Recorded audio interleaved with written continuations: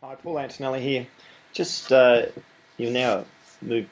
This is a short webinar which takes you through some of the key points relating to checking reports, from the process of receiving notifications to going through and doing the checking. The first thing that's important to be aware of is to look at setting up a smart mailbox which can pull out any of the reports to be checked. If you look at what that looks like, is basically I've created a smart mailbox, and you can do that by going down the bottom here, and if I cancel all this here, you can go down here and you can create a smart mailbox by just adding new smart mailbox, and that brings up the criteria that you want.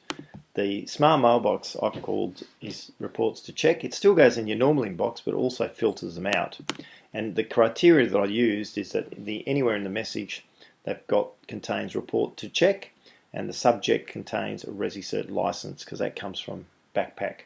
So if you set up a smart box with this criteria, message contains report to check and subject contains ResiCert license, it'll filter out any reports that you're needed to check, and so that you can pick them out. So that just makes sure they don't get lost, I guess, in your process. So when I get a report to check in here, as you can see, they come through, and the provisional licensee simply put report to check, and of course then this will, clicking through, takes you straight directly through to the report to check page. There is this page which you have been given access to, which is all the links to all the different licensees' report to check pages, and so by clicking through any of these, it'll take you directly through to the report to check page. Now, the process that I use basically is, the general strategy behind this is to create consistency in our reports, as you're probably aware. So it's not just we're looking for whether things are correct or not, but actually to make sure that all reports are conducted consistently. As you've all gone through this checking process, you'll understand what that means. So what'll happen is I come in here, basically create a and when you add comments, the best way to do it is to use the crosshash. And the reason for that is that instead of numbering them, when you do it like that, you'll notice that as soon as you use the crosshash, it actually numbers them. And so that means that if you want to add something or move things around, so just be aware that's a Backpack process. So when you're adding comments in here, best way to do it is to begin with a crosshash and then put a space. I always sort of generally adds comments as follows, and then you start with this crosshash. That's a really important point for how you lay out your comments. And the way that I do it then is, as long as the licensee has appropriately synced. So if I want to look at this report, for example, I just basically go into, I'll show you how, you guys are obviously very familiar with the Home Inspector Pro. Basically open up Home Inspector Pro, and then you open the inspection, and then you find the inspection. So if it's, for example, this particular one, if I look at, I'll just look at one here that I've done previously. So when you go into you find obviously the file to do, the HZF file, and that's very important. You'll see here that there's a -F, that's the final file. So you open the HZF file in here. Now you'll notice this is a report. This has actually got the real estate agent's name in here. So if I pull this up and I go to another report to check page, I'll just show you, this is an important part of the process that all licensees should be trying to, wherever possible, put the agent's name. And in the procedure, if they add the agent's name like this, so the agent, the details are in here. So for example here, what I generally do is I copy this like this, Dina Valeria, and then when I go into Home Inspector Pro, if it's in my address book, it'll automatically appear. If not, then I basically add them into the address book, and then that makes sure that I can actually ensure that the agent's name appears in the report. If the licensee had the agent's name in their address book, but it won't be in your address book, that'll simply get left out. Okay, so that's important. With the other thing with when you sign off, as soon as you open up the report, so this is a report I'll be checking. The first thing is that the thank you sign off signature needs to have your signature attached. So you include that. And you turn off, if there is any other signature in there, you turn it off. But this is the only thank you signature that appears in the report. And then when I save this inspection, I save it now with a -F on the end of it, which means final. And I save it in the Dropbox folder. So we keep the original copy, and this is the checked copy, if you like. Okay. And then basically you do the same. And the way that I tend to operate within Home Inspector Pro, or from a checking process, is I use 3 desktops, and I'll just show you simply how to do that. So I'm opening up the PDF now. You can see it's opening up at the moment.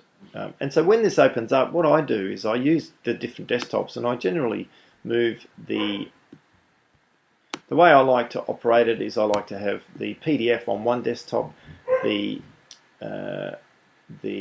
page to putting comments on the other desktop, and then Home Inspector Pro on another desktop. And then using 4 fingers, you can slide between desktops. So it makes it very easy then to swap from one from the other. So basically, for example, I'll be checking through the report here, and I'm going through, and you're all aware of what we're checking. I'm not going to go into too much detail about what to check. It's very important that we maintain a high quality standard of all our reports, and so anything that isn't consistent with our training or our procedure or on our policy needs to be flagged up. And so obviously, as you find something in the report that's not correct, then you flip back over to here, and then you add a comment underneath the section here, which you would be familiar with. And using this procedure, it's a very efficient way to do it. You'd then add comments underneath here, and then you would go straight into the Home Inspector Pro location and update it. So then it's very simple to flip from the PDF, add a comment, and then update the report. So it's a very efficient way of checking reports. So I have the PDF open, the backpack page where I'm going to place comments, and the Home Inspector Pro. So I'll basically go through, add all the comments. Once the comments have been added, the report then is clearly saved. The final process is, if I'm happy with this, the final PDF, once I've saved, I always open it to check it, and then the simplest way I find is I export it into the appropriate Dropbox folder, and that's obviously saved, with a F extension, which is like this, and that's the same. So both the PDF and the HZF file is saved with a -F extension. So we have a copy of the original one, and then the comments. Then obviously, then the HZF file is saved, and then you will upload the report using your standard upload process. Just be aware now it'll be uploaded through your account, and it will also have your name on the front of the report, because it's your license that's doing that. So basically upload the report, and then you would share the link as normal on behalf of the licensee.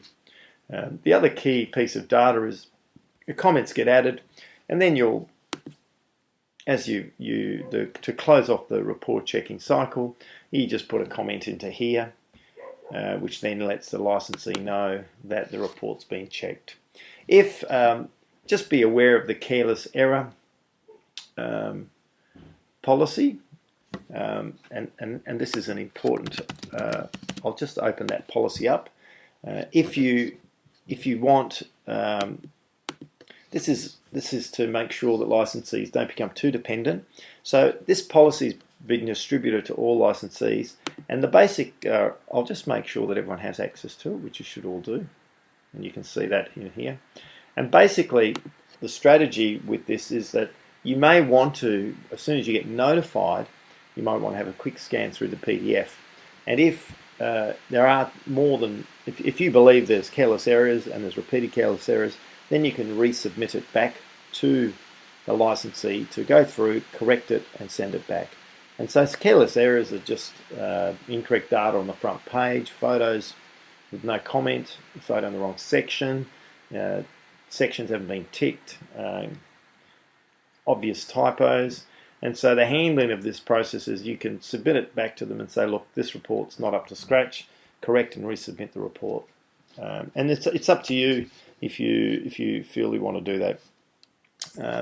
Okay, so hopefully that provides you a bit of an overview about the report checking process.